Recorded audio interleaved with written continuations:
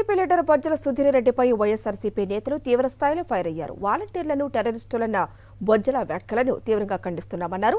నిస్వార్థంగా పనిచేస్తున్న వాలంటీర్లను టెర్రరిస్టులు, స్లీపర్ సెల్స్ అంటూ మాట్లాడటం దారుణమని మండిపడ్డారు. టీడీపీ నేతలు వెంటనే వాలంటీర్లకు క్షమాపణలు చెప్పాలని డిమాండ్ చేశారు. వాలంటీర్స్ ని ఒక ఉగ్రవాదులు, టెర్రరిస్టులు, నక్సలైట్లకు సంబంధించిన ఇన్ఫార్మర్స్ గా చిత్రీకరించి వాళ్ళకి సపోర్ట్గా ఉండే వాళ్ళ కింద జమకట్టి ఆ బొజ్జల సుధీర్ రెడ్డి మాట్లాడటం జరిగింది. అసలు నీకు ఇంగిత జ్ఞానం ఉందా?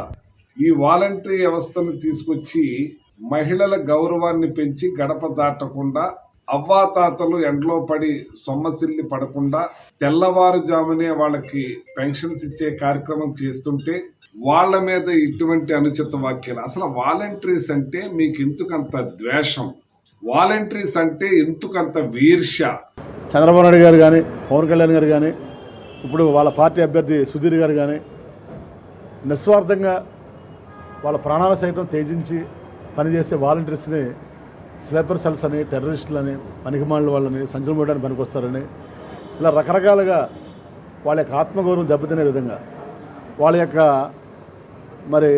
ఆత్మవిశ్వాసం దెబ్బతినే విధంగా చాలా ఘోరంగా కామెంట్ చేస్తున్నారు. ఇది ప్రజా సంవాదంలో ఖండించాలి.